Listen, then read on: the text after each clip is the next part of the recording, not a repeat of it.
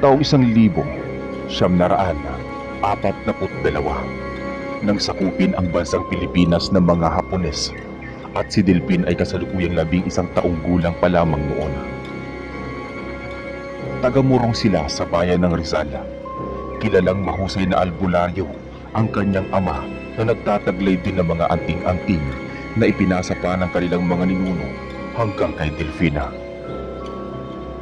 Meron siyang agimat ng kabala na nagbibigay sa kanya ng kakaibang kunat ng balat na kahit itak at bala ay hindi tumatalab sa kanya.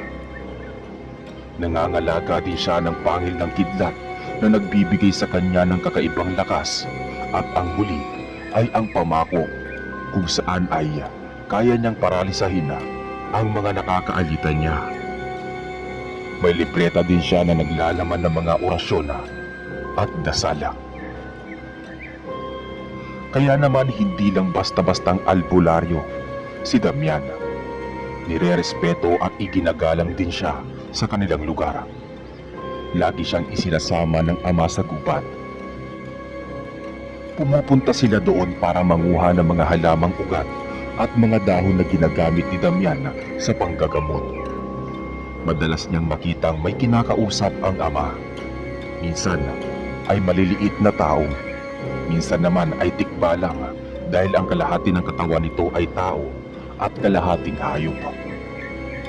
Mga kaibigan daw ito ng ama nang handang tumulong dito sa oras ng pangangailangan. Marami sa kababayan nila ang lumalapit kay Damian para magpagamot. Merong sinasapian ng elemento, yung nagugustuhan ng engkanto, meron ding sinasaniban ng masamang espiritu dahil gustong kunin ang katawan at meron ding kinukulama. May lumulubo ang tiyan kapag lumalaki ang tubig dagat. Meron ding tinutubuan ng kung ano-anong sakit sa balat. Ang pinakamatindi ay iyong sumusuka ng higada. Hindi raw iyon basta-basta kulama, kundi barang na. Hindi nagpapabayad si Damian sa kanyang napapagaling. Sa halip ay sinasabihan niya lang nito ang nagbabayad na ibinigay na lang sa mga nangangailangan. Kaya naman kalimitan ay mga nagdadala na lang sa bahay ng bigas, mais, kamuting kahoy, gulay o kaya ay isda. Minsan ay may mga karne din bilang pambayad sa panggagamot ni Damian.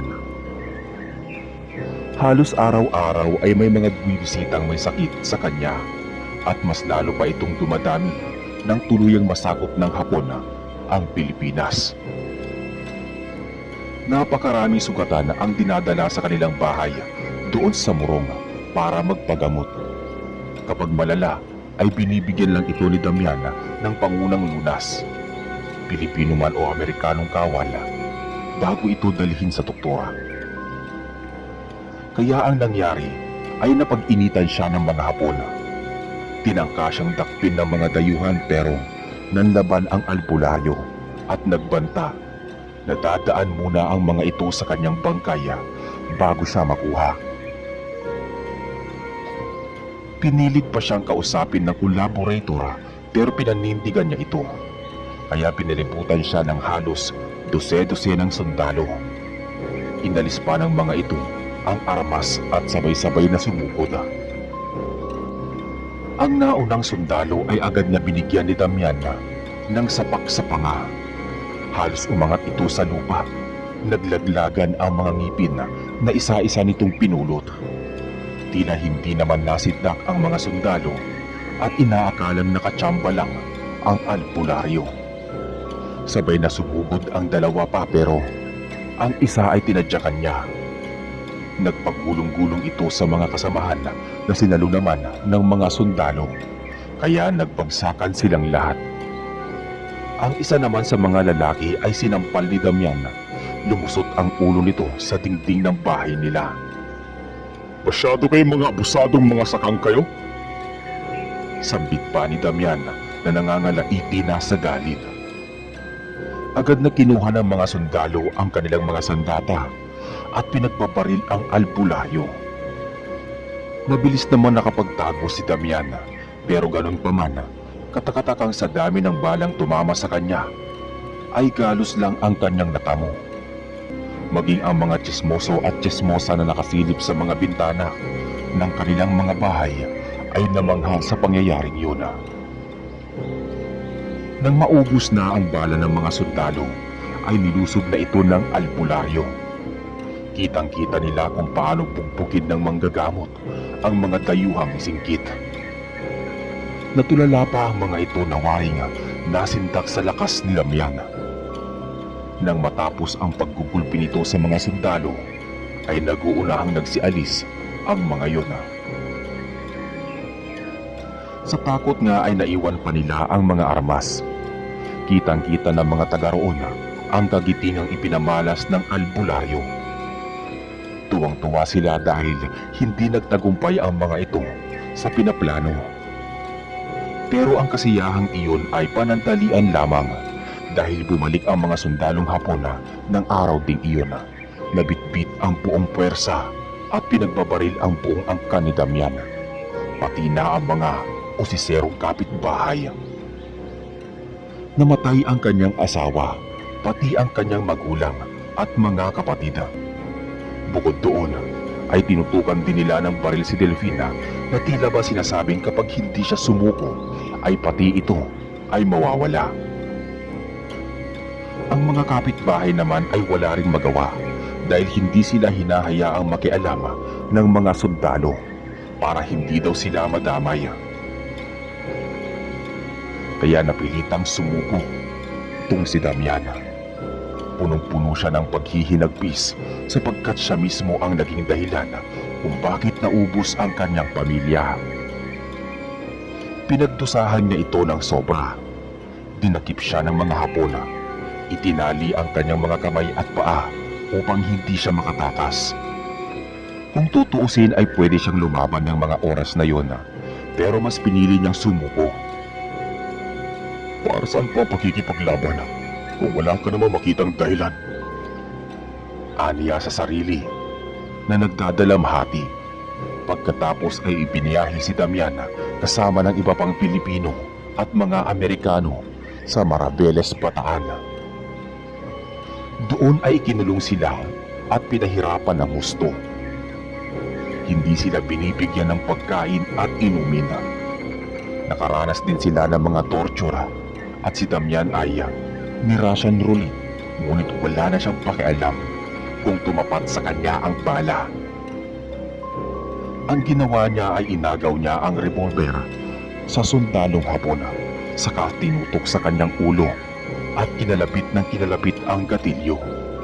Pero takang-taka ito dahil hindi ito pumuputok sa kanya, gayong may isang bala pa ito. Nang itinesting naman ito ng sundalong Hapon sa kanyang sarili, ay kumalat ang utak nito sa saiga. 2 beses pa lang nitong kinalapit ang gatilyo dahil sa nangyaring iyon ay mas lalong pinagmalupitan si Damian ng mga sundalo. Ipinabartuli na siya ngunit protektado naman siya ng kaibigang tikbalang. Nagmamakaawa ang albularyo na kung pwede, patayin na lang siya dahil wala na rin namang silbi ang kanyang buhay. Pero may narinig siyang tinig na nagsasabing nandyan pa ang anak niyang si Delfina. Kailangan niyang lumaban para sa anak. Doon lang tila nahimasmasan ang manggagamot. Pinilit niyang maging matatag para sa anak. Ang akala ni Damian ay tapos na ang kanilang kalbaryo dahil sinabi ng collaborator na dadalhin daw sila sa camp na nasa Tarlac noong April 9, 1942. Isa siya sa halos 70,000 Pilipino at Amerikano na pinagmamarcha mula Bataan hanggang San Fernando, Pampanga na umabot pa sa Capas, Tarlac sa kainitan ng araw. 88 kilometrong lakaran, walang pagkain, walang inumin at halos walang pahinga. Dahil kapag nagpahinga sila ay walang awa silang pinagpapalo. Ang ilan sa kanyang kasamahan ay bigla na lamang bumabagsak dahil sa sobrang pagod. Sa gutom sa uhaw, kaya naman napilitan silang uminom sa impurnal. May inaatake sa puso at ang mga ito ay binabaril na lang sa ulo. O di kaya ay binabayoneta, pagkatapos ay iniiwanan na lang. Hindi pa doon natapos ang walang humpay nilang paglalakad dahil tumuloy pa sila ng 13 metro patungo naman sa Camp Otoniel. Marami ang mga tumakas na Pilipino at Amerikano pero karamihan sa mga yon ay nahuli at pinagpabaril ng mga sundalong Hapon. May ilan din namang sinuwerte at nakatakas. Lahat ng iyon ay nasaksihan ni Damian dahil isa siya sa mga tumakas sa mga sundalong Hapon. May araw din kayong mga hayop kayo, sampit ni Damian habang nakakubli sa bato at pinapanood ang mga kasamahan. Sa kabila ng mga hirap at pasakit ay nananatili siyang matatag sa tulong nito ng taglay niyang anting-anting at syempre ng anak niya na si Delpina na siyang pinaghuhugutan niya ng lakas ng mga panahong yun. Awang-awa si Damian sa mga kasamahan niyang nasawi pero wala siyang magawa. Maging siya man ay biktima din ng mapang-abusong kamay ng mga dayuhan. Sa gutom ni Damian ay kinain niya ang lahat ng makita niya. Pati nga ang bungang pang-is-is sa kawali at mga damong ligaw ay kinain niya. Akala niya ay ligtas na siya pero tinutugis pa rin pala siya ng mga sundalong Hapones. Kaya naman tumakbo siya ng tumakbo hanggang sa makarating siya sa gubat. Ngunit ayaw niya talaga siyang tantanan ng mga taong yun. Patuloy pa rin siyang hinahabol ng mga dayuhan kahit hapong-hapo na siya.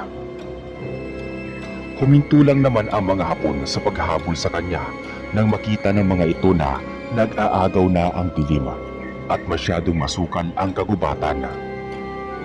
Hindi pa naman nila kabisado kung anong klaseng makamandag na hayop at insekto ang maaaring kumagat sa kanila, kaya naman hinayaan na lang ng mga Hapones si Damiana.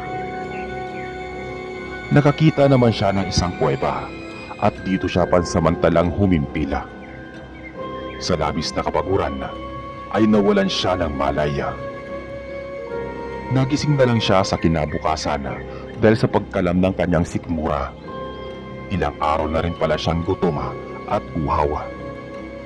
Nanginginig ang mga tuhod na lumabas siya ng kuweba. Naghanap siya ng pwede niyang maipanlaman sa kanyang kumakalam na sikmura.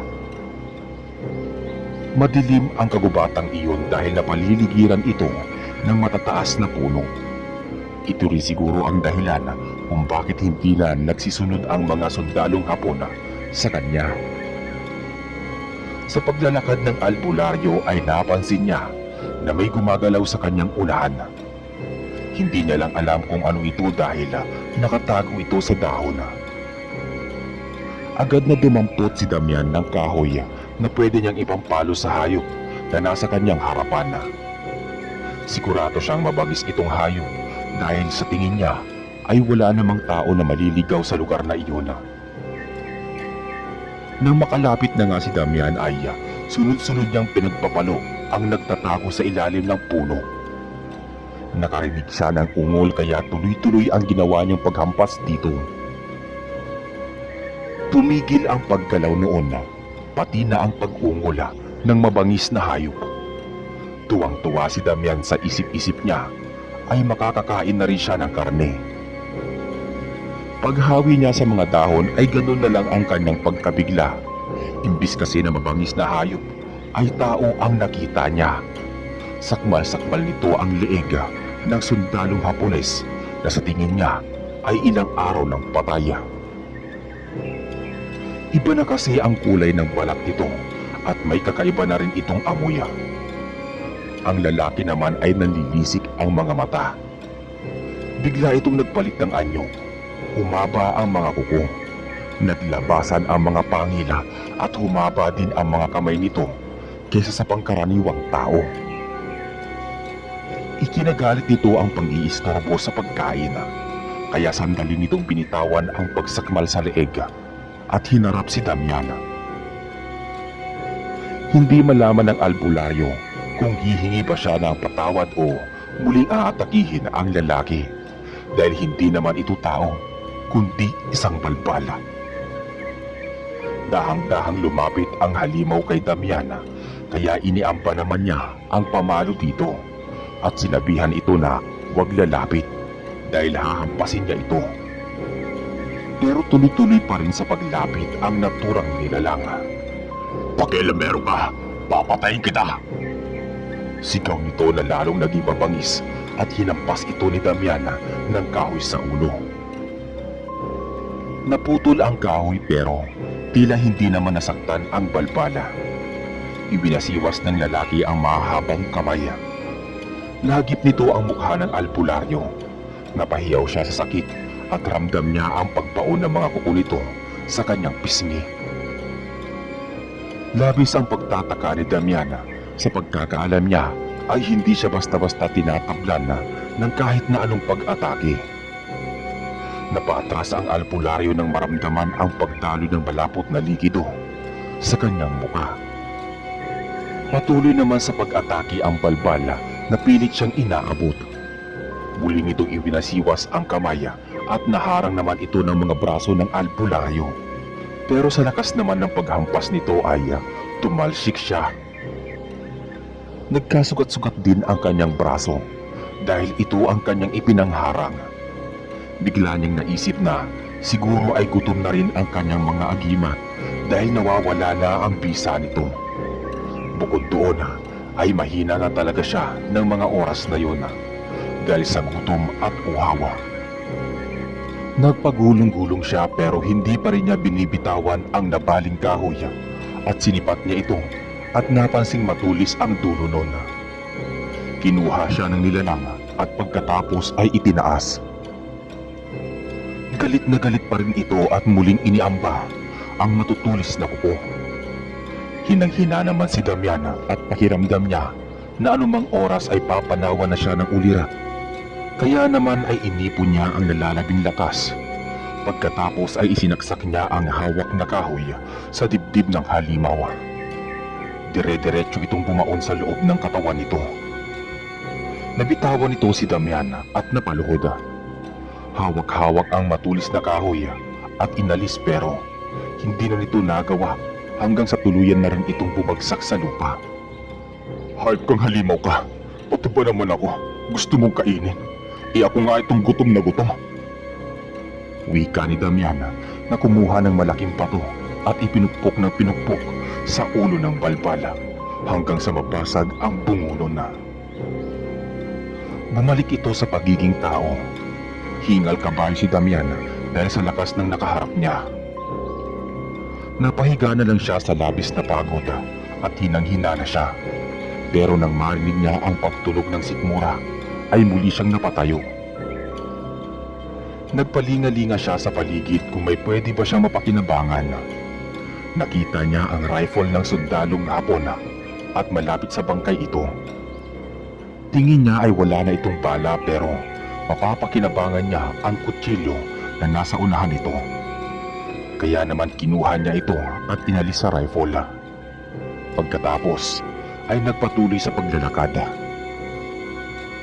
Sa di kalayuan ay may nakita siyang puno ng bayabas na hitik sa bunga. Dali-dali siyang lumapit at kaagad na bumitas. Pagkakainin niya ng bunga nun ay napaluha na lang siya. Pakiramdam niya ay napakasarap ng bunga nito. Halos ilang buwan din siyang hindi nakakakain ng matino at nakakainom ng tubig. Kaya naman kumain siya ng kumain hanggang sa mabusog siya. At ang natira ay inilagay niya sa bulsa para may makain siya sa susunod na araw. Kumuha din siya ng mga dahon ng bayabas para ipantapal naman sa kanyang mga sugat sa mukha at braso. Nakakita din siya ng halamang ugat na pwedeng ihalo sa inumin. Pagkatapos ay muli siyang naglakad para maghanap naman ng maiinom na tubig. Nakakita naman siya ng kawayan at labis na tuwa ni Damiana. Agad siyang lumapit at inalam sa mga kawayan yun kung alin ang may tubig. Kinatukpan niya ito at nakakita naman siya. Gamit ang kutsilyo ay matyaga niyang binutas ang kawayan hanggang sa lumabas ang tubig dito. Sa sobrang tuwa niya ay uminom siya ng maraming tubig. Nagtira din siya ng kanyang iinumin para sa ibang araw. Na maging maayos na ang pakiramdam niya, ay nagpatuloy na siya sa paglalakada. Dumilim na rin dahil unti-unti nang nawawala ang mga sinag ng araw na lumulusot sa kakahuyan. Muli siyang bumalik sa loob ng kuweba. Nagbitbit pa siya ng mga tuyong kahoy na gagamitin niya sa paggawa ng apoy. Nang makabalik sa loob ng kuweba ay dali-dali siyang gumawa ng apoy upang may maipanlaban din siya sa lamig. Doon niya napansin na malaki pala ang loob nito. Kaya gamit ang sulo ay pinasok niya ang kaloob-looban nito hanggang sa marating niya ang pinakadulo. Nakarinig siya ng lagaslas ng tubig, pero hindi iyon galing sa loob, kundi sa labas sa likod ng kuwebang kinatatayuan niya. Naghanap siya ng pwede niyang lusutan. Inisa-isa niya ang mga butas pero wala siyang makita maliban sa butas na nasa itaas. Pwede niya itong akyatin, medyo matarik nga lang ito at kinakailangan niya ng mahabang tali na kakapitan para makaakyat sa taas. Naisip niyang bukas na lang ito gagawin. Sa ngayon ay kailangan niya munang pakainin ng dasal ang kanyang mga anting-anting. Gutom na rin ang mga ito katulad niya dahil ilang buwan din niya napabayaan ito nang maubos ang kanyang angkan. Kumosisyon si Damian na animoy nagyo-yoga. Nakasalikop ang mga paa niya at nakadapa ang mga kamay. Pagkatapos ay umusal siya ng mga dasal na tanging siya lang ang nakakaintindi. Nang nakakailang oras na siyang nagdarasal ay lumiwanag ang kanyang mga agimat. Ang pangil ng kidlat na nakasabit sa kanyang leeg ay tila gumagalaw. Ganoon din ang kabal at pamako na nakasabit naman sa kanyang bewang. Nang matapos ang kanyang pagdarasal ay saka siya natulog sa isang malapad na bato. Nakatulong ang apoy upang mabawasan ang ginawa na kanyang nararamdaman. Bukas ay aalamin niya kung anong meron sa likod ng kuweba. Kinaumagahan ay maagang gumising si Damian. Inalmusal niya ang natitirang bayabas at ininit ang tubig na nasa kawayan. Sinamahan niya ito ng halamang ugat na nakita niya sa gubat. Ito ang ginawa niyang tsaa. Pagkaalmusal ay lumabas na siya ng kuweba para humanap ng mga baging na pwede niyang magamit para maakyat sa kabila ang kuweba na yun. Medyo may kataasan din kasi ito. Nakakita naman siya sa di kalayuan. Inipon niya ito at pinagdikit-dikit para mas tumibay, saka siya bumalik sa loob. Ikinapos niya ang kanyang bewang. Pagkatapos ay itinali niya ang kabilang dulo sa sanga ng kahoy at ipinato niya sa butas na tingin niya ay kasya lamang ang isang tao. Nakailang hagis pa si Damian sa butas na ito bago tuluyang sumabit sa puno na nasa taas naman ng kuweba na yon. Saka niya ito maingat na inakyat. Hindi naman gaanong nahirapan ang manggagamot dahil kahit papaano ay nakabawi na siya ng lakas. Ilang minuto nga din ay nakarating na siya sa taas. Namangha siya sa nakita dahil di niya sukat akalain na may pamayanan pala at naninirahan sa lugar na iyon. Nakita niya ang hilera ng mga bahay sa di kalayuan. Nagmamadali siyang bumaba para makahingi na rin ng kaunting pagkain at inumin, pati na rin damit dahil nalilimahin na ang kanyang kasuotan. Pero hindi pa man siya nakakalapit sa mga nakatira doon ay nakita na niyang umuulan ng palaso at sibat. Nagkagulo ang mga tao kaya't naglabasan ang mga kalalakihan na may mga dalang sandata. May dalang itak, buntot ng pagi at ang iba ay may barila. Tingin niya ay naagaw ng mga ito sa mga dayuhan. Akala ni Damian ay hindi siya ang inaatake ng mga ito. Pero nang kamuntikan na siyang mahagip ng isang sibat, ay hindi na siya nagdalawang isip na tumakbo palayo. Mabilis siyang umatras pabalik sa taas ng kuweba. "Huwag ka na babalik dito! Patay gutom!" Sigaw ng mga tao sa kanya. Nahiwagaan naman si Damian kung paano nalaman ng mga taong iyon na lumapit siya para manghingi ng pagkain at inumin, pati ng maisusuot na damit. Kaya umalis muna siya at bumalik sa taas ng kuweba. Nagmasid-masid siya sa paligid at nag-isip kung paano ba siya makakalapit sa mga tao nang hindi binagbabantaan ang kanyang buhay. Nakaisip naman siya ng paraan. Hinintay niyang gumabi para pasimpleng kumuha ng pagkain, inumin at damit na nasabing pamayanan. At ganun nga ang kanyang ginawa. Nang tumilim na ang paligid at hindi siya mapapansin ng mga ito, ay dahan-dahan na siyang lumapit sa mga bahay at pasimpleng pumasok sa isa sa mga naroon at nanguha ng mga pagkain at inumin. Tiyempo nga, naglalabing-labing naman ang nakatira, kaya hindi rin siya napansin ng mga ito. Nakita niya ang hinubad na kasuotan ng lalaki na nasa taas ng bahay dahil gawa lang sa tabing nasawali ang pinto ng bahay. Agad niya iyong dinukpang ng kamay pero hindi niya ito maabot. Naghanap siya ng pwede ipanungkit at nakakita siya ng matulis na kawayan at dali-dali niya itong kinuha at sinungkit ang damit. Agad siyang nagpalit ng damit. Hindi pa man siya natatapos sa ginagawa ay nakarinig na siya ng mga ingay. Nakita niyang nagkakagulo sa maliit na pamayanan. May mga dumarating na mga kaaway na biglang naalarma ang buong kalalakihan. Dali-dali siyang lumabas ng bahay upang tignan kung ano ang nangyayari. Nakita niya ang mga kalalakihan na sumusugod para harangan ang mga paparating na grupo.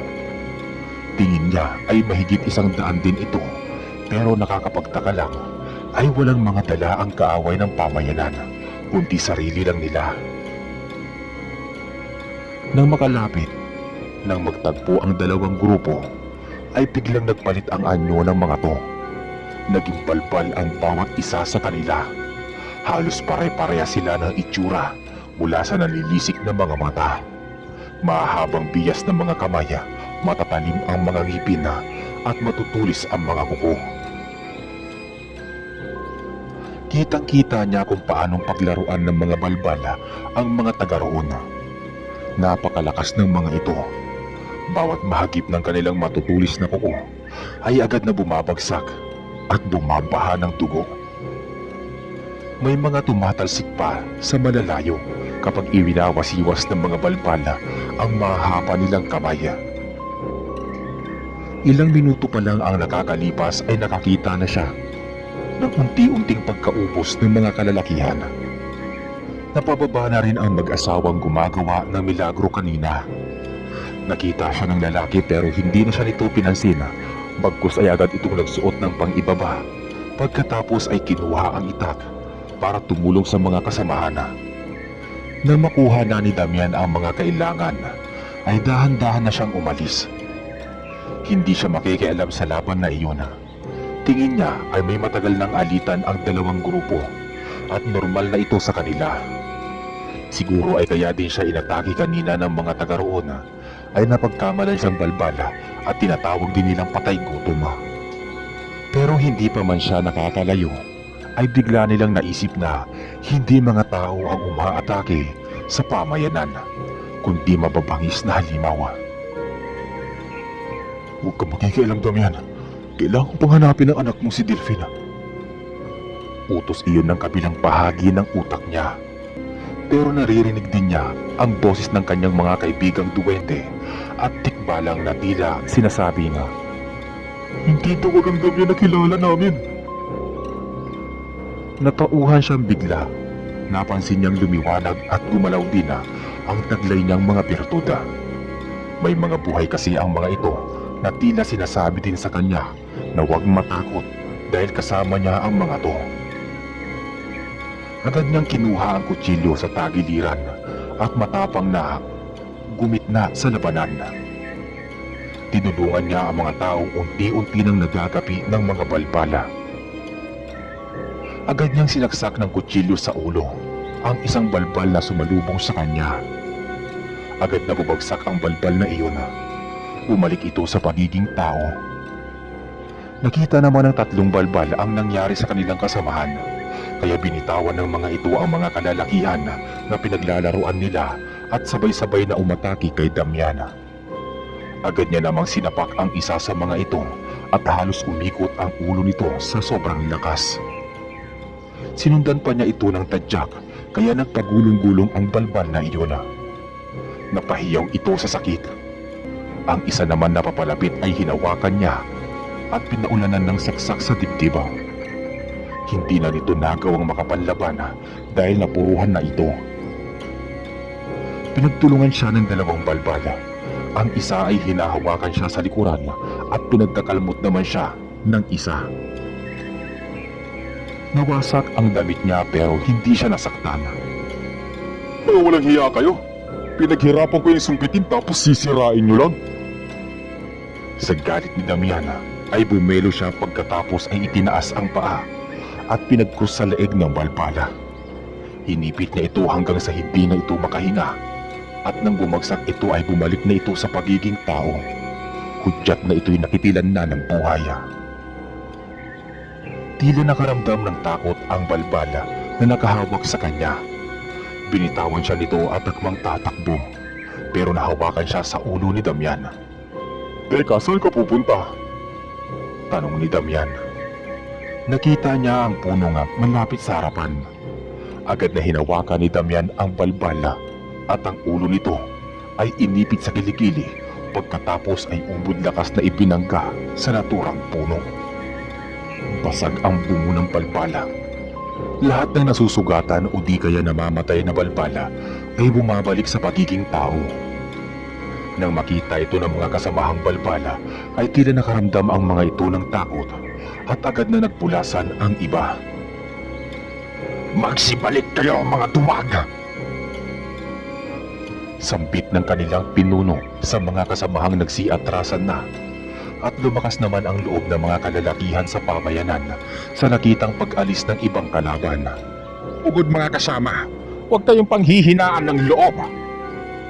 Sigaw ng matanda na sa tingin niya ay pinuno ng lugar na iyon.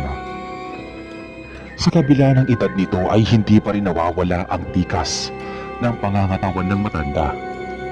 Nagutos din naman ang pinuno ng balbala. Laban! Huwag kayong titigil hanggat hindi nauubos ang ating kaaway. Pagkatapos ay mabilis na umatake at nagsalapukan ang pinuno ng pamayanan. Pero walang nasusugatan. May gamit na kalasag ang pinuno na ipinanghaharang niya sa matatalim na kuko ng balbala. Tinangkapan itong sagpangin ang leeg ng matanda pero naiharang nito ang braso na may kalasaga. Walang nagpapatalo sa dalawang pinuno. Kitang-kita iyon ni Damiana. Gusto sana niyang tulungan ni Damian ang matanda pero nang makita siya nito ay umiling ito sa kanya na tila sinasabing huwag siyang makikialam. Dinala siya ng mga kalalakihan sa kanilang pinuno. Sinabihan naman ng mga pinuno ang mga kasamahan na magsiyukod sa kanya. Hindi iyon para sumamba, kundi para humingi ng tawad sa ginawa nila kay Damian kanina at para na rin magpasalamat sa pagtulong nito sa pagsupil sa mga patay gutom. Ayon kasi sa pinuno na nakilala niya sa pangalang Apo Matias, ay matagal na silang ginugulo ng mga patay gutom. Iyon daw ang tawag nila sa mga halimaw na nagnanakaw ng bangkay ng mga mahal nila sa buhay. Panahon pa lang daw ng mga Amerikano ay may alita na sila. Isa raw itong grupo ng mga revolusyonaryo na kumakalaban dati sa mga dayuhan na bumaliktad. Sila naman ay pangkaraniwang mamamayan na gumawa ng pamayanan upang takasan ang mga pananakop. Tinanong siya nito kung paano sila naging ganoon. Ayon naman sa matanda na dati ay iilan lamang ang nagpapalitan nyo sa mga iyon. Pero katagalan daw ay dumami sila dahil naipasa nila ito sa pamamagitan ng laway. Hinihimok din daw sila ng mga ito para maging kauri nila. Pero mariin itong tinutulan ng pinuno dahil hindi daw nila maaatima na kumain ng bangkay. Dugtong pa nito na ang mga namatay daw na kasamahan ng patay gutom ay kinakain din nila. Marami pa daw gustong ikuwento ang matanda pero dahil lumalalim na ang gabi ay bukas na lang daw niya ito itutuloy. Napatangon na lang si Damian. Walang dudang mga patay gutom nga ang mga umatake sa kanila. Mga gutom sa patay. Dinala siya ng pinuno sa kanyang bahay.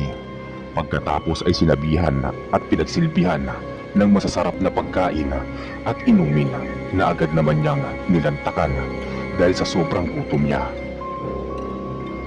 May karne ng baboy, may inihaw na manok, may mga prutas din at masasarap na inumin.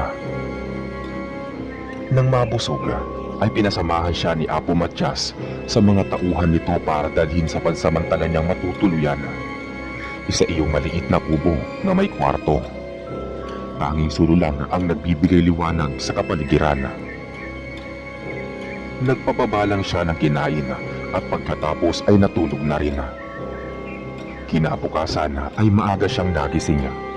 Naisipan niyang libutin ang pamayanan. Sa tingin niya ay hindi naman ito ganoon kalaki. Tansya nga niya ay aabot lang ito ng 10 ektarya. Nagtataka lang siya dahil nalibot na niya ang buong lugar pero hindi pa rin niya nakikita ang talon na sa tingin niya ay nasa likod ng kuweba. Nakita siya ni Apo Matyas na tumitingin-tingin. Binigyan siya nito ng isang baso ng mainit na tsaa. Saka ito nagkwento at simple lang daw ang buhay nila dito. Ang mga kababaihan ay nag-aasikaso sa bahay habang ang mga kalalakihan ay nagtatanim o di kaya ay nangangaso sa gubat. Bagamat mahirap daw ang buhay sa kanilang lugar, ay kontento na sila dito. Dahil papaano ay malaya daw sila sa pagmamalupit ng mga Amerikano. Sinabi naman ni Damian sa matanda na matapos na ang pananakop ng mga puti, pinalitan na ito ng mga singkit na dihamak na mas malupit at mas marahas. Tumangutango naman ang matanda. Ayon pa dito, ay hindi naman siguro mangangahas ang mga ito na pumunta sa kanilang lugar dahil sa takot na maligaw sila sa gubat. Maya-maya pa ay may lumapit kay Apo Matyas at sinabing nakahanda na raw ang almusala. Inaya na rin ito si Damian para kumain na. Nang makapag-almusal sila, ay nilibot pa siya ni Apo Matyas sa paligid ng pamayanan. Ipinakita sa kanya nito ang isang maliit na butas na tinatakpan lamang ng bato. Tingin niya ay isa iyong kuweba sa ilalim ng lupa. Pumasok sila at bumungad sa kanya ang isang mataas na talon. Walang dudang ito ang talon na kanyang naririnig mula sa loob ng kuweba. Sa kabilang bahagi naman ng talon ay may mga kwadradong kahon na gawa sa kahoy. Iyon daw ang labi ng mga yumao nilang kaanak. Itinatago daw nila ito para hindi makita ng mga patay gutom. Ipinakita rin ni Apo Matyas ang likod ng talon. Isa pala itong malawak na espasyo. Pakiramdam ni Damian ay nasa kabilang mundo siya. Iyon daw ang lihim na taguan nila kung sakaling dumating sa kanilang pamayanan ang mga mananakop o di kaya ay matalo sila sa mga patay gutom. Napatango na lang si Damian hanggang ngayon ay hindi pa rin siya makapaniwala. Umiiral pala ang mga ganoong lugar. Paglabas nila sa kuweba ay dinala din siya ng pinuno sa isang malaking bahay kung saan ay kinagamot ang mga sugatan at may sakit. Nakita niya ang kakulangan ng mga manggagamot sa kaalaman sa herbal sa gamot at mga halamang ugat, kaya tinuruan niya ang mga to. Hindi naman makapaniwala si Apo Matyas na isa siyang mahusay na albularyo. Agad nagpakuha si Damian ng mga dahon at ugat, pati na rin na bating na ginagamit niya sa panggagamot. Sa tingin naman ng mga albularyo doon ay simple lang din naman ang ginagawa niya. Ang hindi alam ng mga ito ay ginagamitan niya ito ng dasal at orasyon kahit na nga ang pangkaraniwang tubig. Kaya naman mas nagiging mabisa ito kapag pinapainom sa may sakit. Natuwa ang pinuno sa husay niyang manggamot. Sinabihan siya nito na pwede siyang manatili sa lugar na iyon hanggat gusto niya. Di niya raw poproblemahin ang pagkain at inumin dahil sila na ang bahala doon. Sinabihan naman ni Damian na kailangan pa niyang hanapin ang nawawala niyang anak. Kaya kailangan din niyang umalis sa lalong madaling panahon. Hindi naman siya pinigilan ng matanda pero nakiusap ito sa kanya na kung maaari ay manatili muna siya doon kahit isang buwan pa. Dahil nararamdaman daw ni Apo Matyas na anumang araw ay muling sasalakay ang mga patay gutom. Hindi daw basta-basta sumusuko ang mga yun. Tumango naman si Damian. Hindi niya rin naman mahindian ang pinuno.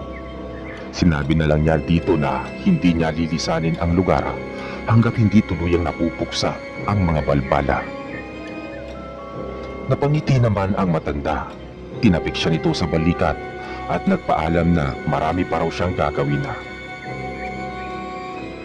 Alam naman iyon ni Damian dahil ito ang pinuno ng lugar na yun. Nang makaalis na ang matanda, ay pinuntahan naman ni Damian ang isang malaking bahay kung saan ginagawa ang mga pagsasanay at nandito rin ang iba't ibang uri ng armas na ginagamit nila sa pagkikipaglaban. May buntot pagi, may sibat at palaso. Meron ding mahahabang itak.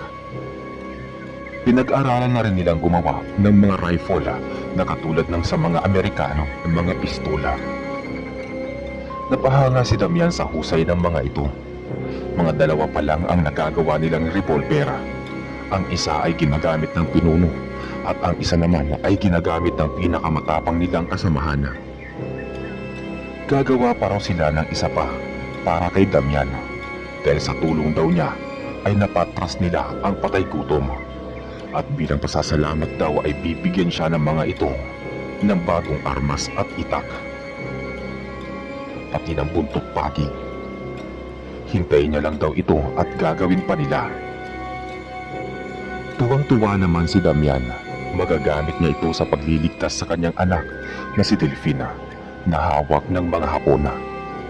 Nanatili pa si Damian ng ilang linggo dito at tinuruan niya ng kanyang nalalaman ang mga manggagamot.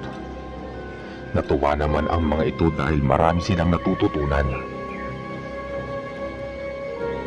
Isang araw ay kinausap niya ang pinuno para magpaalam na kinabukasan at sa tingin kasi niya ay hindi na muling lulusob ang mga patay gutom.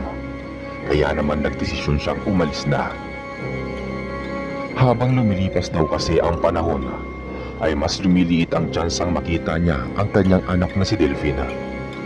Hindi naman siya pinigilan ni Apo Matyas at sinabing mag-ingat siya sa paglabas ng kagubatan. Ibinigay na rin sa kanya ng mga taga-roon ang ipinangako nilang itak, pistola at buntot pagi. May pabaon din silang pagkain at inumin pati ng mga damit. Nagpasalamat si Damian dahil sa pagtanggap ng mga ito sa kanya sa maikling panahon. Ipinangako niyang kapag nakita niya si Delfina ay muli silang babalik sa lugar na iyon dahil wala na rin naman siyang uuwian. Mahigit na 4 na oras din siyang naglakad palabas ng gubat. Tago rin ang lugar na iyon. Habang naglalakad siya ay nasa isip pa rin niya ang kanyang anak. Hindi niya napansin na sa paglabas niya ng gubat ay may mga nakabantay ng mga sundalong Hapona. Binabantayan nila ang lugar dahil dito daw nagtatago ang mga komunistang kumakalaban sa Japanese Imperial Army. Agad nilang pinaputukan si Damian. Hindi naman niya ito napansin. Kaya naman nasapul agad siya. Mabuti na lang at sa braso lang ito at dumaplis at hindi rin ito tumalaba. Binawian ni Damian ang mga ito gamit ang kanyang itak at inataki ang grupo ng mga Hapona. Binunot niya ang itak na bagong gawa pati na ang kanyang pistola. Sabay-sabay rin namang umatake ang mga tatlo sa mga Hapona. Inasinta nila si Damian gamit ang mga bayoneta. Nagpaputok din sila ng malapitan na. Pero ng mga isang dipa na lang ang pagitan nila at ni Damian, ay bigla silang natigilan. Tila ipinako sila sa kanilang kinatatayuan kaya hindi sila nakalapit pa. Muling naalala ni Damian ang ginawang pagmamalupit ng mga Hapones sa kanyang mga kasamahan noong siya ay ikinulong, pati na ang pagpaslang ng mga ito sa kanyang pamilya. Mga hayop kayo, uubusin ko kayong lahat, sigaw ni Damian. Ibinasiwas niya sa leeg ang itak sa mga ito. Ang isa naman ay pinaputukan niya sa noo. May sinaksak din siya sa dibdib. 3 agad ang pumulagta. Ang isa ay gumulong-gulong pa ang ulo sa lupa. Nang makita ito ng 5 kasamahan ng sundalo, ay sumugod na rin ang 4. Ang isa ay nagradyo pa sa mga kasamahan para humingi ng dagdag na backup. Pinaputukan ito ni Damian, 10 ito sa sintido at ang 4 ay sabay-sabay na nagpaputok din. Tinatamaan si Damian at napapatras siya. Ramdam din niya ang sakit dahil sa dami ng balang tumatama sa kanya at hindi naman ito bumabaon sa kanyang katawan dahil sa taglay niyang kabala ay nararamdaman pa rin niya kahit papaano ang sakit. Pinaputukan niya ang mga ito ngunit hindi naman niya tinatamaan. Papalapit na ang mga sundalo at inuumang ang bayoneta. Wala na siyang panahong maglagay ng bala sa revolver kaya naman hinugot niya ang buntot pagi at pinaghampas ang mga dayuhan. Ang isa ay pinuluputan niya ng buntot pagi sa loob pagkatapos ay hinila papalapit sa kanya. Tinadyakan niya ito ng upod lakas sa mukha. Halos humiwalay ang mukha nito sa lakas ng kanyang pagkakasipa. May 3 sundalo pa na umatake. Nag-iba-iba pa sila ng direksyon para malito si Damian kung sinong uunahin. Tinaga niya sa ulo ang nasa unahan. Ang nasa gilid naman ay binigwasan niya sa sikmura. Napaluhod ito sa harapan niya. Ang nasa likod naman ay sinaksak siya. Pumihit si Damian kaya tumama ito sa kanyang balikat. Agad naman itong hinugot ng sundalo at muling inasinta ang manggagamot sa dibdiba. Umabanti pa paunahan ang sundalo para mas maibaon ang bayoneta, pero nahawakan na ito ni Damian at napaatras siya at napasandal sa isang puno. Nakangisi ang sundalong Hapon habang hawak pa rin ang kanyang barila na nakatutok sa dibdiba. Pinipigilan ito ni Damian upang hindi bumaon. Ang Hapon naman ay nilagyan ng mga bala ang armas. Pinagplano nitong paputukan sa dibdiba ang albularyo. Ibinasiwas naman ni Damian ang itak pero hindi nito maabot ang dayuhana. Nagsalita ang Hapones pero hindi naman niya maintindihan. Nang mailagay na nito ang bala sa barila ay muli pa itong nagsalita. Sayonara! Pinaputok ang armas. Umalingaw-ngaw ang putok at bagsak si Damian. Nabitawan nito ang itak at plano pa naman niya sanang kunin ang kutsilyo sa kanyang tagiliran pero hindi naman niya nagawa. Napangisi lalo ang sundalo nang makita nito ang nangyari. Nagtatatalon pa ito at tumalikod at tumawag pa ito sa mga kasamahan at sinabing napatay na niya ang kalaban. Hindi nito alam na nawalan lang ng malay saglit si Damian. Dahan-dahan siyang tumayo at kinuha ang itak. Pagkatapos ay nilapitan ang sundalo. Iniharap niya ito at sinaksak sa tiyan. 1, 2 at hindi pa siya nakontento. Makailang ulit pa niyang inilabas-masok ang itak sa tiyan ng sundalo kahit na naliligo na ito sa sariling dugo. Bigla niyang naalala ang ginawa ng mga ito sa kanyang pamilya pati na sa kanyang mga kasamahan. Bumagsak ang sundalo sa lupa. Dilat ang mata nito sa tindi ng dinanas. Ipinunas pa ni Damian ang kanyang itak sa uniforme ng sundalo. Saka niya kinuha ang mga gamit at naglakad. Hindi niya alam kung saan siya magsisimulang maghanap sa kanyang anak. Naglakad siya ng naglakad. Papalubog na ang araw noon. Nakita niyang bantay sarado pa rin ang mga daan, kaya naman ingat na ingat siya sa mga pagkilos. Sa di kalayuan ay may nakita siyang malaking bahay na may 2 palapag. Dahan-dahan siyang lumapit doon at nang mapansin niya ang mga papalapit na mga sundalo na nagroronda dito sa paligid ng kabahayan, agad siyang nagkubli sa likod ng puno at umikot-ikot para di siya makita. Nang nakatalikod naman ang mga ito, ay agad niyang sinunggapan ang isa at hinawakan sa bibig upang hindi makapag-ingay. Pagkatapos ay ibinagsak sa lupa at saka sinakal sa leeg mula sa likuran gamit ang kanyang mga bisig. Mga ilang segundo lang ay nagkikikisay na ito. Hinila niya ito at isinandal sa likod ng puno. Kinuha niya ang uniforme nito at isinuot. Saka siya pumasok sa malaking bahay. Sa unang palapag ay nakita niya ang mga sundalong nag-iinuman at kumakain ng masarap na pagkain.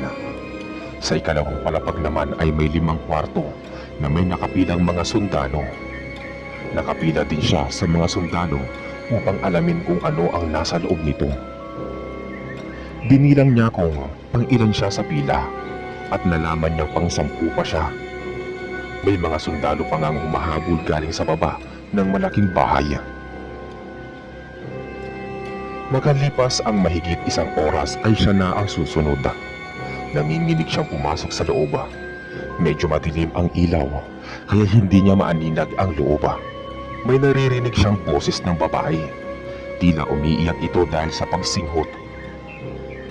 Paglapit niya ay natisod siya sa papag nito at nakita niya ang isang babae na nakahiga sa banig at wala itong kahit na anong saplot. May mga pasa at paso ng sigarilyo sa buong katawan. Nanginginig ang babae nang lapitan niya ito. Tingin niya ay nilalagnat ito. Pinulungan niya ito sa tenga at sinabihan na huwag matakot dahil ililigtas niya ito.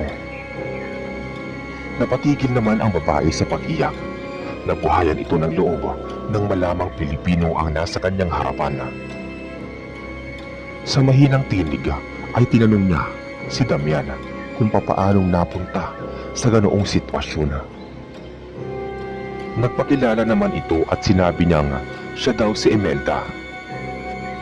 Naglalaba daw siya sa ilog ng mga araw na yon kasama ang iba pang mga kababaihan nang may mapadaan ng mga sundalong Hapon. At doon pa lang daw ay pinagsamantalahan na sila. Wala daw pakialam ang mga kasamahan nito nang makita daw ito ng mga kamag-anak niya ay dali-dali nagsisugod ang mga ito. Dala ng mga tuang itak pero pinagbabaril lang daw ng mga ito ang sundalo. Wala daw natira sa kanyang kamag-anak dahil namatay ito. Pagkatapos ay dinala daw sila dito para gawing parausan at halos araw-araw daw ay 15 hanggang 25 na sundalo ang pumipila sa kanila. Lahat ng pambababoy at pagpapahirap ay nararanasan nila. Nandiyan ginagawang ashtray ang kanilang maselang parte ng katawan. Minsan ay pinapasok din ng mga ito ang ulo ng rifle sa kanila. Hindi daw sila makatanggi dahil mas matindi daw ang mararanasan nila. May mga kasamahan na raw siyang namatay dahil 5 buwan na pala itong buntis. Ginagamit pa rin daw ito ng mga dayuhan kahit na dinudugo na ito hanggang sa mamatay na lang. Awang-awa si Damian sa nangyari kay Imelda. Hinubad niya ang kasuotan at ibinigay sa babae. Sinabihan niya ito na paglabas niya daw ng bahay ay pumasok lang ito ng bahagya sa kakahuyan. Pupuntahan niya daw ito mamaya. Dadalhin niya daw ito sa ligtas na lugar. Nangihina man ang katawan ay pinilit ng babae ang makatayo. Inayos naman ni Damian ang suot nito. Inalalayan pa niya ito hanggang sa may pinto. Niyakap pa siya ng babae bago lumabas at sinabihan pa siya nito na mag-ingat. Tumangutango naman ang babae sa kanya. Humiga siya sa papag na nakasukbit sa bewang niya ang kutsilyo. Napakatalim nito dahil bagong hasa. Nakita naman niyang may pumasok na sundalo. tingin niya ay lasing ito dahil ito yung sumunod sa kanya na galing sa baba. Nakangisi pa ito habang pinapaikot-ikot ang underwear sa hintuturo. Hindi pa rin siya nito napapansin dahil medyo madilim. Susuray-suray itong lumapit sa kanya pero bago pa man ito makalapit ay nakaikot na siya sa likod nito. Pagkatapos ay ginilitan ito ng leeg. Saka ito dahan-dahang inihiga ni Damian doon sa may papag. Sumisirit pa ang dugo ng sundalo. Pinagsasaksak niya ito sa dibdib at saka pinutol ang pagkalalaki nito at isinubo sa bibig ng sundalo. Yan ang nababagay sa'yo. Saad niya sa kadali-daling naglinis at nilinis ang katawan na nabahiran ng dugo. Pagkatapos noon ay sinuot niya ang uniforme nito. Wala namang kamalay-malay ang mga kasamahan nito sa nangyayari sa loob. Maya-maya pa ay nakarinig siya ng putukan sa labas na ikinaalarma ng mga sundalong nakapila at ng mga sundalong nagiinuman. Nakaramdam na rin ng takot si Damian dahil baka nahuli ng mga Hapon si Imelda. Di pa naman niya ito nabigyan ng kahit na anong armas. Kaya naman dali-dali siyang bumaba at lumabas ng malaking bahay. Doon ay nakita niya ang mga Pilipinong nakikipagbarilan sa mga sundalo. Ang iba ay may mga dalang itak na matapang na sumusugod sa malaking bahay. Ang sundalong Hapon naman ay nagsilabas upang harapin ang mga sumusugod. Pinagbabaril nila ang mga ito. Ang mga nakatakas ay pinayoneta.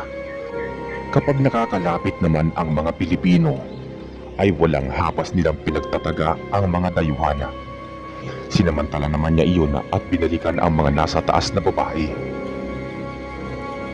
Nasalubong naman ni Damian ang 4 na sundalo. Nahatak-hatak ang mga babae.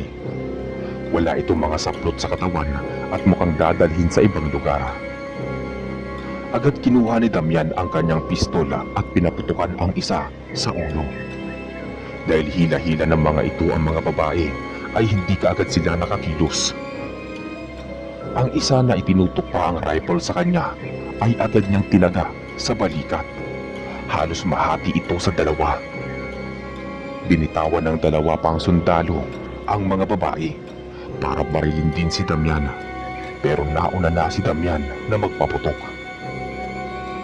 Isa ay tinamaan sa dibdib. Ang isa ay sa tiyan naman. Sa kanya pinaghampas ng buntot pagi ang mga sundalo. Nang nakahandusay na ang mga sundalo ay hinubad niya ang kasuotan ng mga ito at saka ibinigay sa mga kababaihan. Saktong pagpasok din ng mga Pilipino. Napagkamalan pa nga silang sundalong Hapon at akmang tutugisin pero nang magsalita si Damian ay natigilan ang mga to.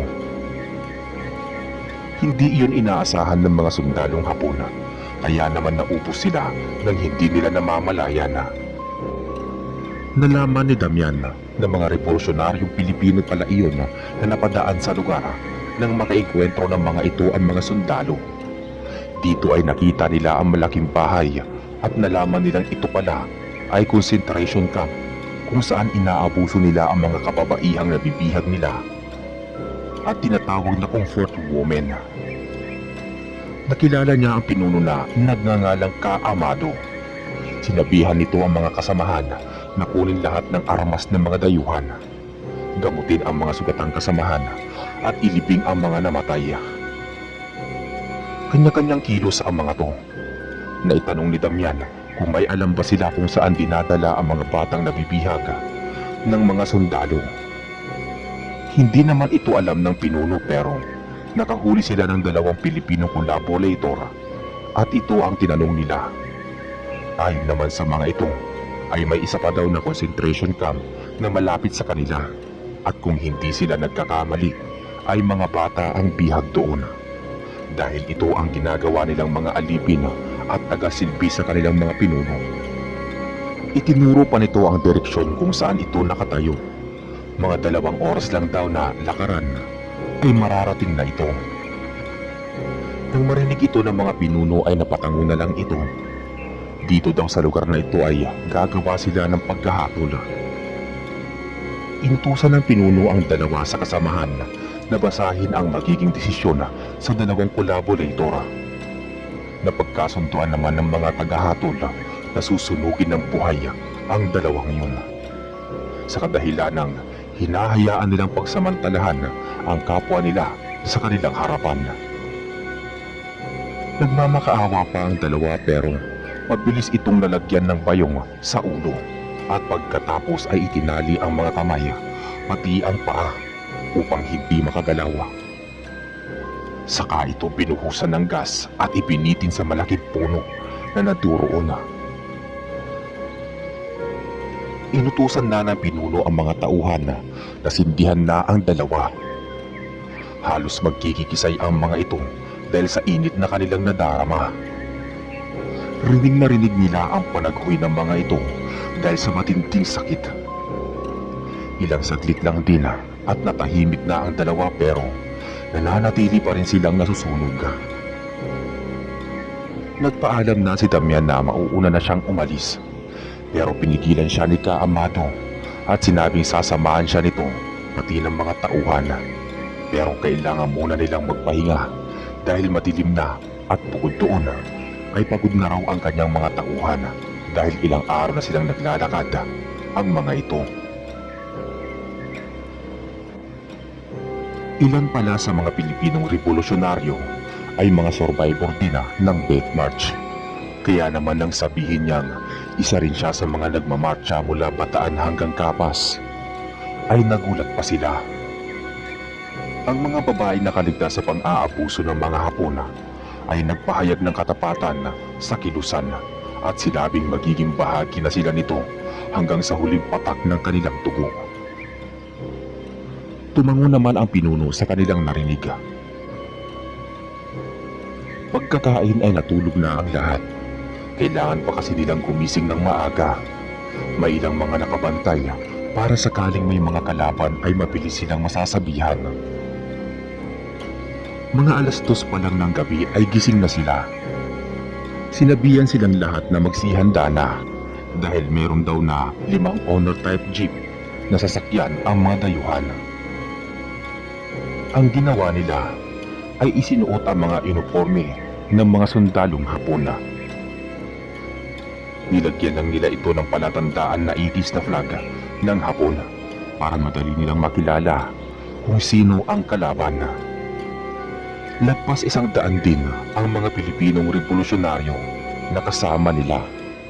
Ang hindi nagkasya sa honor ay nagboluntaring maglakad na lang pero sinabi ng pinuno na magsasalit-salitan sa pagsakaya para daw makapagpahinga din at sumang-ayon naman ang lahat. Mga 1.5 oras lang ay narating na nila ang concentration camp. Isa ring malaking bahay na may 3 palapag. Hindi naman sila pinansin ng mga sundalo sa pag-aakalang kasamahan lang nila ito pero nang makalapit na ang mga revolusyonaryo ay doon lang napagtanto ng mga sundalong Hapon na kaaway ang mga nasa kanilang harapan.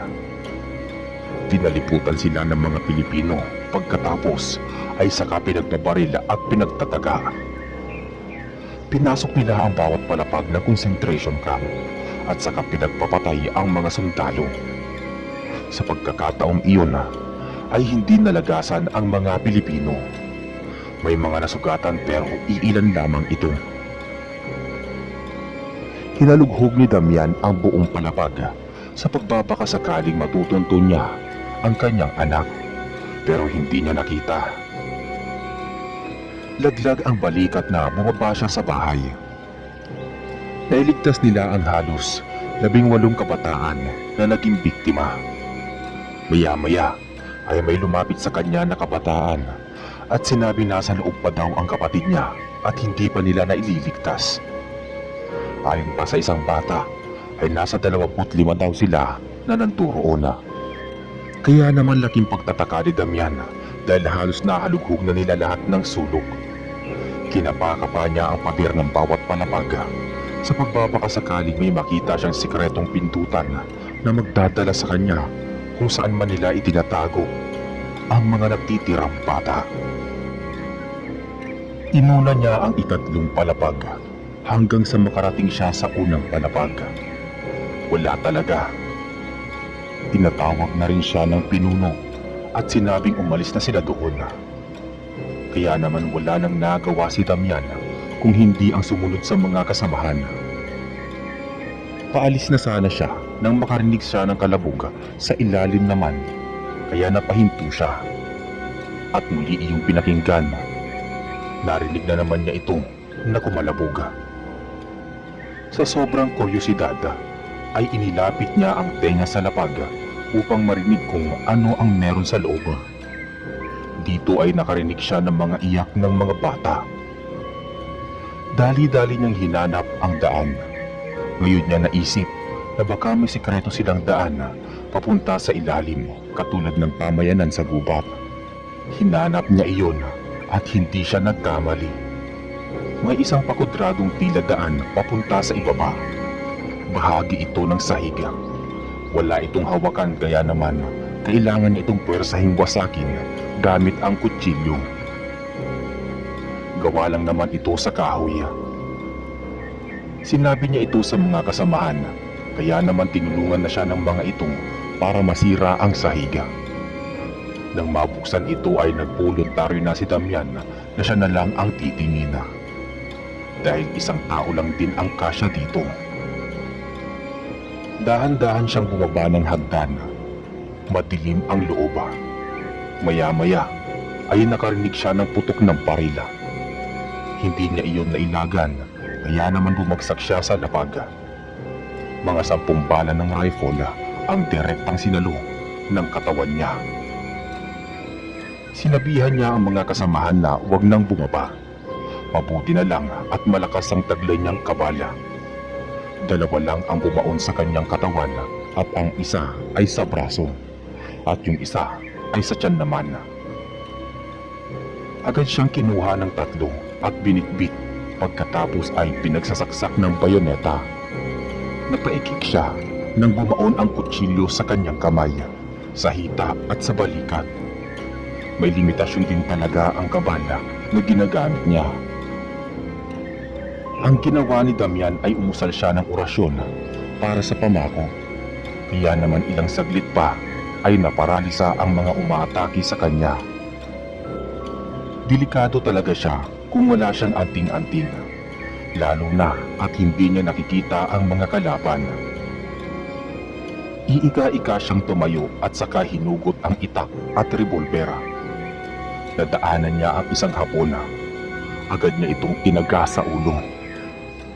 Kailangan niyang mapatay lahat ang sundalong hapon bago mawala ang bisa ng pamako. Mga 1 minuto lang ang itinatagal nito. Nadaanan niya ang 2 pang sundalo na nakaamba ang mga bayoneta. Binaril niya ito sa ulo at ang isa ay tinaga niya sa dibdib. Nang mawala na ang bisa ng pamako, ay bumagsak na ang 3. Mga wala na itong buhay. Kailangan pang makita ni Damian ang 7 dahil 10 ang balang tumama sa kanya ng sabay-sabay. Dito niya ipinasi ang bilang ng sundalo.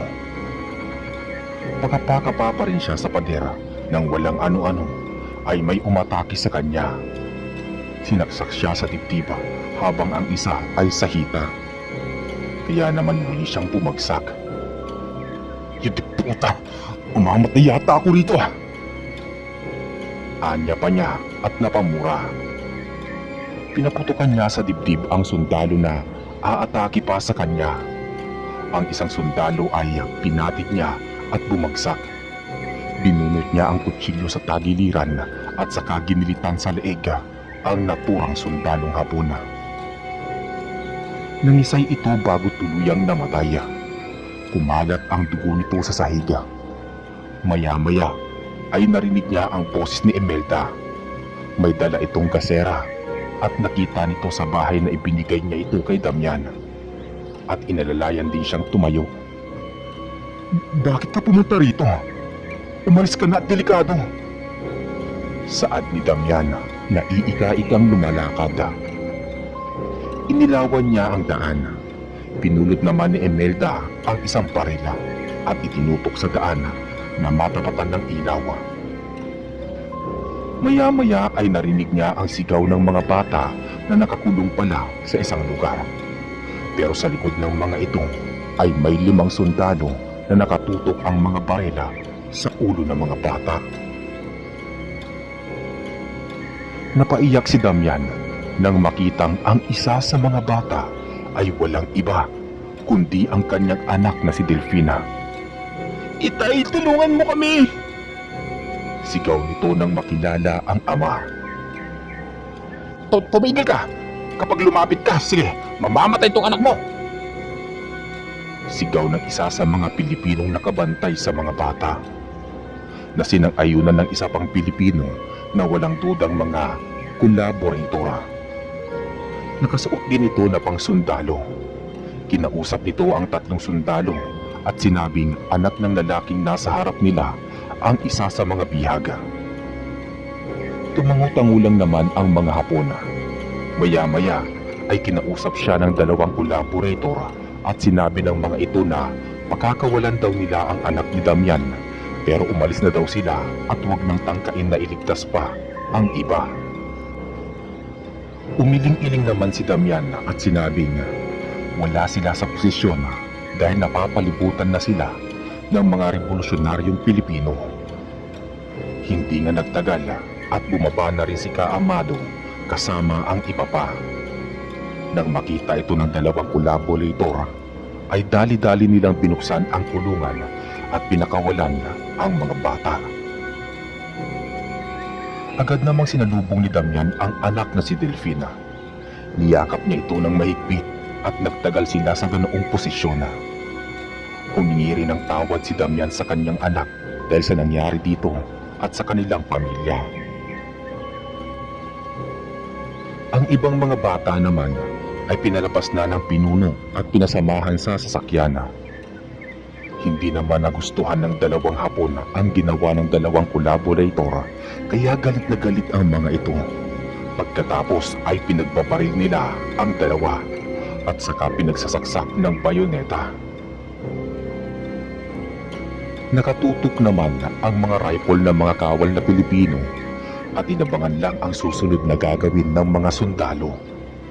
Pero nginisian lang sila ng mga ito at maya-maya ay hindi na nila inaasahan ang gagawin ng 3. Umupo ang mga sundalo na nakakrus ang mga binti. Pagkatapos ay hinugot ang mga kutsilyo at isinaksak sa kanilang mga dibdiba. Sabay-sabay na bumagsak ang 3 sundalong Hapon na mas pinili pang mamatay kaysa samasawi sa mga revolusyonaryo. Lumabas na ang pinuno pati ang iba pa. Sa likod nila ay ang magkakasabay naman na si Damian, Delfina at Imelda. Huminto pa saglit si Damian at nanghingi ng dahon ng bayabas kay Delfina upang ipantapan lang sa kanyang sugat. Hinihintay lang sila na sumakay ng pinuno pero tumanggi siya at sinabing dediretso sila sa loob ng gubat dahil may kaibigan pa siyang tutulungan doon. Tumango naman ang pinuno. Tutuloy na daw sila sa Camp O'Donnell upang iligtas ang mga detenidong Pilipino at Amerikano. Si Imelda naman ay nagpaalam na sa mga kasamahan at nagsabing sasama na lang din kay Damian dahil katulad nito ay wala na rin itong uuwian. Pero sinabi naman ng mga ito na magkikita pa rin sila. Tinapik naman ni Damian sa balikat si Ka-Amado at sinabing sana ay magtagumpay sila sa kanilang makabayang misyon. Hindi naman nabahala si Damian dahil may suot pa silang uniforme ng mga tayuhan. Umalis na ang mga revolusyonaryo. Ang mag-ama at si Imelda naman ay nagumpisa na rin maglakad. Malayo-layo ang kanilang pupuntahan pero wala na iyon kay Damian dahil kasama na niya ang kanyang anak. Nang makarating sila sa lumang concentration camp, agad niyang hinanap ang mga gamit niya. Nagpalit sila ng damit ni Imelda. May mga tubig at pagkain naman sa malaking bahay na yun. Nang malamanan ang sikmura, ay saka sila nagpatuloy sa paglalakad papasok sa gubat. 4 na oras ang lakaran na naman ang ginawa nila. Maghahapon na nang makarating sila sa pamayanan. Nagulat pa si Damian dahil sunog ang mga kubo ng mga nakatira dito. Bukod doon ay walang katao-tao silang nakita. Tinawag niya si Apo Matias pero wala siyang narinig. Pinuntahan niya ito sa malaking bahay nito pero wala na rin ito doon hanggang sa bigla niyang maisip ang hideout ng mga to. Agad niyang pinuntahan ang lihim na daan papunta sa ilalim ng kuweba kung saan ay may lihim na lagusan. May nakabantay na 2 lalaki sa kabila ng mga sugat ay nakatayo pa rin sa bukana ng kuweba. Medyo madilim kaya hindi kaagad siya nakilala ng mga to. Hindi nga siya nagkamali. Nandito ang ilan sa mga naninirahan sa pamayanan. May mga sugatang kalalakihan. Nagulat pa nga ang mga ito sa biglaan nilang pagsulpot. Sinabi naman ni Damian na dito na sila mananatili. Tinanong niya rin sa mga kalalakihan kung ano ang nangyari. Ayon sa mga ito, ay nilusob sila ng mga patay gutom kinagabihan nang siya ay umalis. Sinunog daw ng mga ito ang kanilang mga kabahayan at tinalo ang kanilang hukbo dahil mas marami ang mga ito. Marami daw namatay sa kanilang mga kasamahan, kasama ang kanilang pinuno na sugatan din. Iilan lang daw silang nakatakas at mga sugatan pa. Sinabi naman ni Damian na papawiin nila ang pinuno at ang mga kasamahan. Tumango naman ang mga ito. May isang nakatakas na mandirigma na nagsabing alam niya ang hideout ng mga patay gutom o mga balbal na aswang. Tumango naman si Damian at sinabihan ang mga kalalakihan na kaya pang kumilos na samahan siya sa gubat para makahanap ng mga halamang gamot at mga ugat na magagamit niya para mapabilis ang paghilom ng mga sugat nila. Kailangan din nilang maghanap ng pagkain. Sumama naman ang mga lalaki at naghanap sila ng mga halamang ugat at dahon na sinasabi ni Damian maging ng mga pagkain. Nakatsyempo din sila ng baboy ramo. Nang makita nila ang kinakailangan, ay dali-dali silang bumalik sa sikretong hideout at ginamot ang mga sugatan. Pati kasi ang mga manggagamot ng pamayanan ay inatake din ng mga balbala. Sa tulong ni Imelda at ng iba pang mga kababaihan na naroon, ay nabigyan nila ng lunas ang mga sugatan. Pagkatapos ay nagluto ng sabaw si Imelda para sa mga may sakit. Natuwa si Damian dahil marami itong alam na mga luto. Nang makakain na ang lahat, ay kinausap sila ni Damian at sinabing habang wala pa ang pinuno ng mga ito, ay siya muna ang tatayong lider. Sumang-ayon naman ang lahat kasi alam nilang kapag walang titindig para sa kanila, ay hindi nila mababawi ang pinuno. Kinabukasan ay tulong-tulong nilang itinayo ang pamayanan. Sinimulan nilang muling magtayo ng mga kubo upang may magamit sila. Gumawa din sila ng mga sandata na panlaban nila.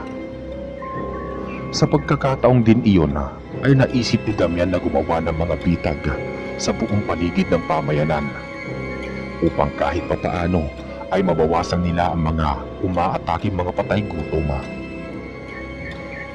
Sa pagtutulungan ng mga tao ay muli nilang naitayo ang mga bahay nila. At muli din silang nakagawa ng mga sandata.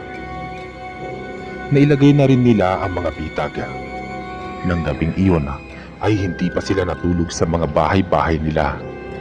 Ginawa lang nila iyon para maingganyo ulit ang mga patay gutom na lumapit dito.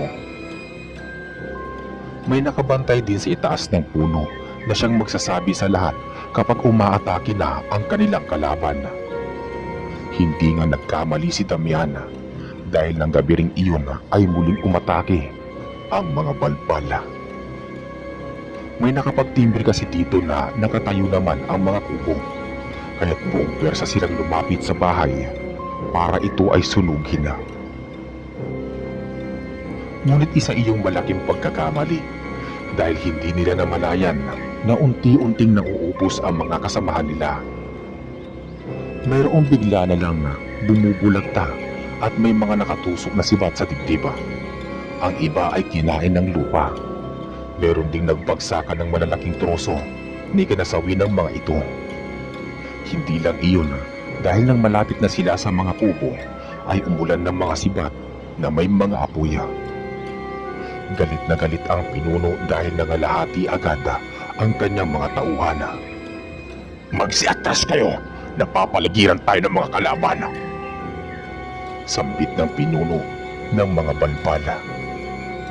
Nagpalit anyo sila, hindi para makipaglaban, kundi para tumakas. Binuhat nila ang mga nasawing mga kasamahan. Nagsisilbi din kasi nila itong pagkain. Natuwa naman ang mga kasama ni Damian.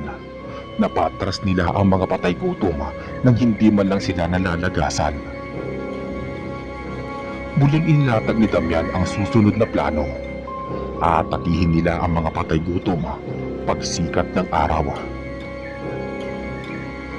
Ipinahanda ni Damian ang mga sandata na inilubog nila sa asin at bawang.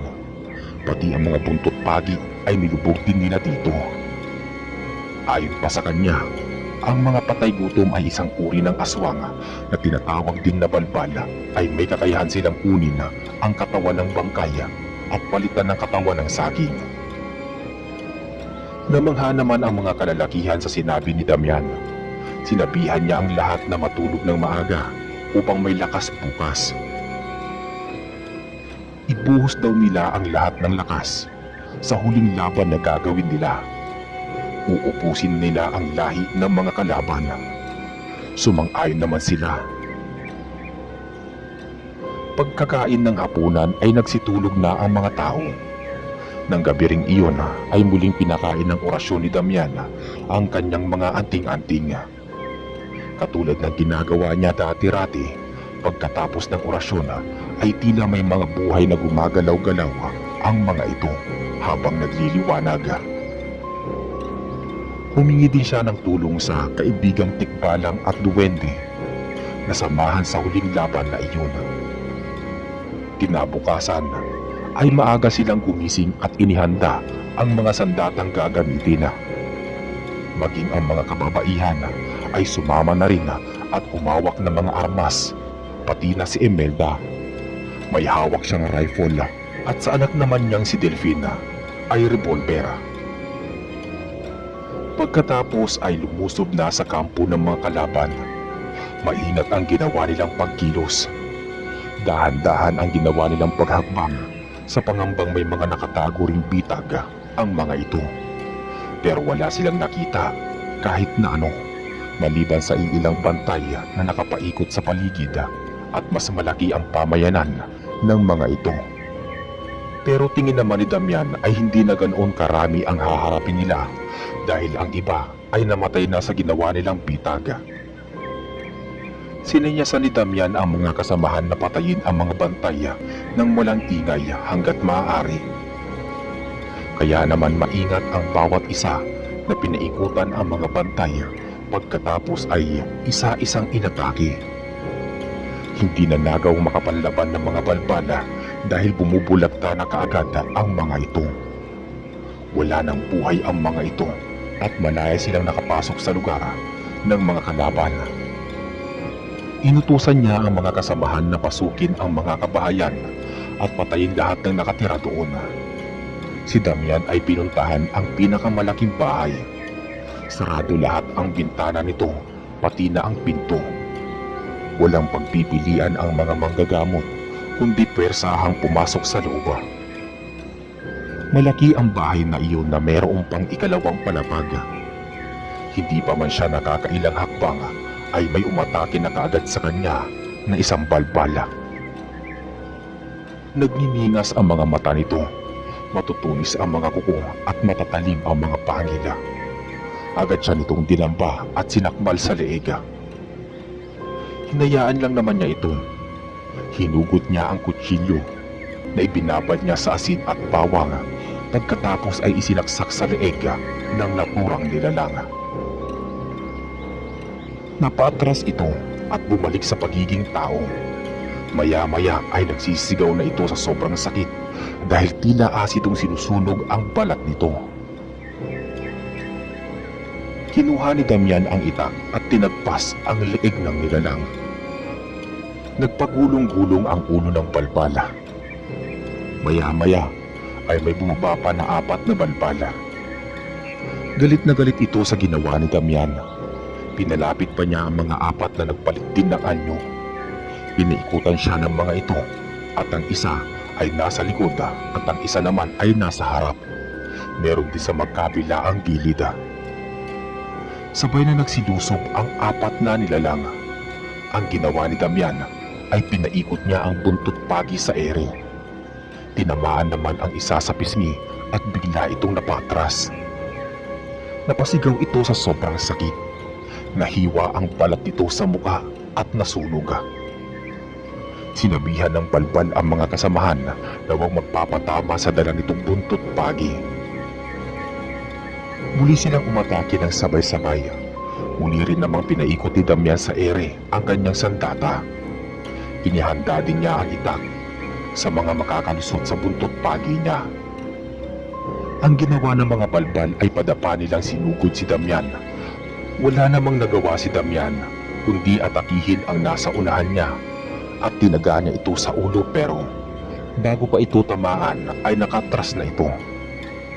Iyon ang hinihintay ng 3. Hinawakan siya sa kamay at 2 paa. Hinaya lang naman ito ni Damian upang atakihin siya ng isa sa mga balbala. May naisip siyang plano. Di nga nagtagal ay umatake ang balbala na nasa kanyang unahan. Nang malapit na ito ay inipon niya ng buo ang kanyang lakas at pinagumpog ang 3. Bagsak ang 3 balbala. Dali-dali niyang kinuha ang itak at tinagpas ang kamay ng balbal na nakahawak sa kanyang paa. Napasigaw ito sa sobrang sakit at mabilis na umatras. Hindi nito namalayan na nakahiwalay na ang mga kamay nito. Bumalik ito sa pagiging tao. Hindi pa naman nakakabawi ang 3 balbala ay sinaksak niya sa dibdib ang nasa unahan, saka ito pinikwasan at bumalik ito sa pagiging tao. Habang naghihingalo, tatakbo pa sana ang isa, pero mabilis niya itong napuluputan ng buntot pagi pagkatapos ay pinalibag sa padera. Bumalik din ito sa pagiging tao. Hinang-hina na ng husto. Nagawang tumakbo ng pinakahuli. Hinugot ni Damian ang itak at sinundan ito sa ikalawang palapag. Doon ay nakita niya ang pinuno na nakaupo sa hapagkainan, kasama ang 2 nitong alalay na nabahag ang buntot. May kung anong nakalagay sa lamesa, mga laman loob, atay, puso, pati ang utak ng isang tao. Meron ding mga karne. Nakangisi pa ito sa kanya habang nilalantakan ang atay. Kinuha ni Damian ang kutsilyo sa tagiliran at inasinta ang balbala na wala ng mga kamay. Hindi nito naiwasan ang kutsilyo. Sapon ito sa noo at bumulagta sa tabi ng pinuno nila. Baliwala naman ito sa pinuno at ngingisi-ngisi pa. Alam mo ba kung kaninong katawan ang nasa ibabaw ng aking hapagkainan? Nakakalokong tanong nito kay Damian. Alam na niya ang sasabihin nito at hindi niya iyon paniniwalaan dahil bangkay lang ang kinakain nila. Maliban na lang siguro kung patay na si Apo Matias. Tinaga ni Damian ang nakaupong pinuno. Mabilis naman itong nakaalis at nagpalit ng anyo. Ito naman ang umatake kay Damian. Mas mabilis itong kumilos kaysa sa pangkaraniwang balbala. Kaya pala malaki ang respeto ni Apo Matias dito dahil sa lakas nito. Sinuntok nito si Damian. Hindi iyon naiwasan ng manggagamot kaya tumalsik siya. Hindi siya gaanong tinabla nito dahil Sinalo siya ng kaibigang tikbalang na siya lang ang nakakakita. Kinuha din ng kaibigan niyang mga duwende ang ginagamit niyang itak at ibinigay sa kanya. Pagkatapos ay siya naman ang umatake. Tinaga niya ito pero maliksi itong kumilos at tila pinaglalaruan lang siya. Nang ito naman ang umatake ay nasa pula naman si Damian sa mukha. Pakiramdam niya ay umikot ng 360 ang ulo niya. Muli siyang sinalo ng tikbalang at sinabing hindi niya ito kaya ng pisikalan. Kailangan niyang pag-anahin ang utak kung gusto niya itong matalo. Bigla namang natauhan si Damian. Naisip niyang masyado siyang napapadala sa kanyang galit, kaya hindi siya makapag-isip ng maayos ng mga oras na yun.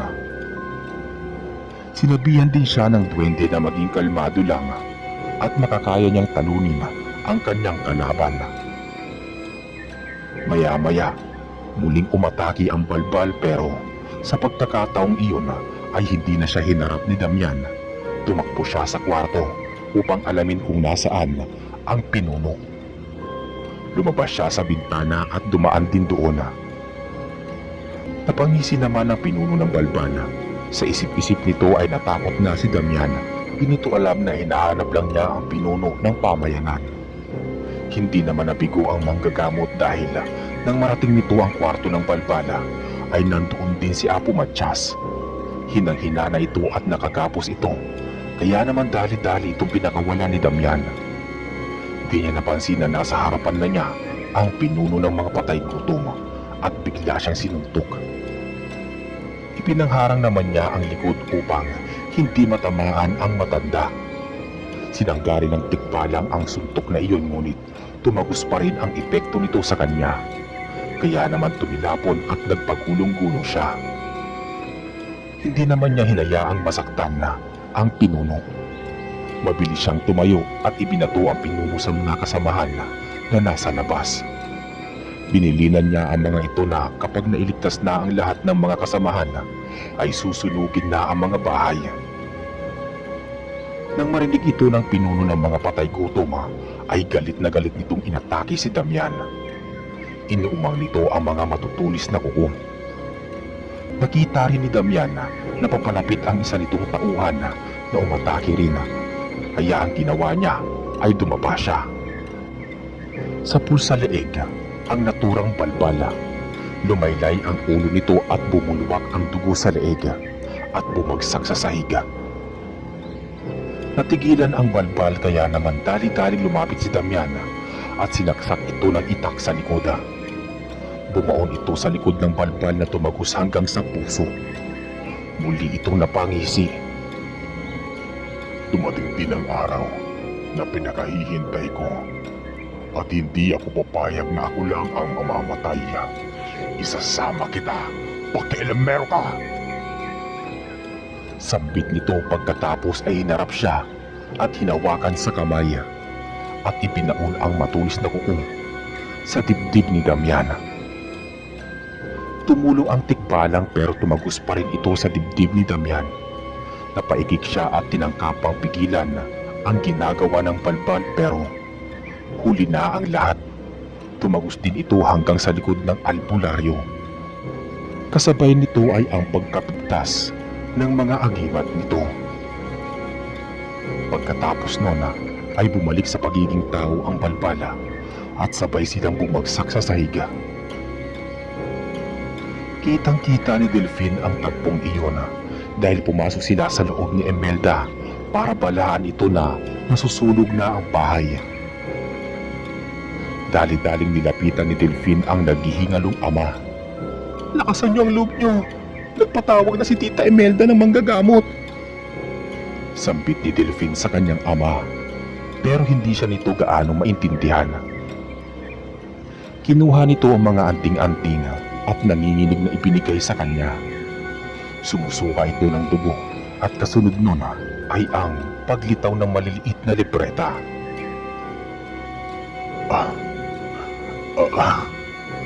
Anak, ingatan mo ang mga ito.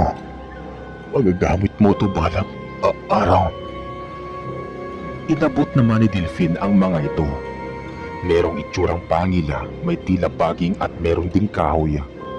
Ang isa ay maliit na librong itim. Paalam anak. Mahal na mahal ka. Mahal na mahal kita.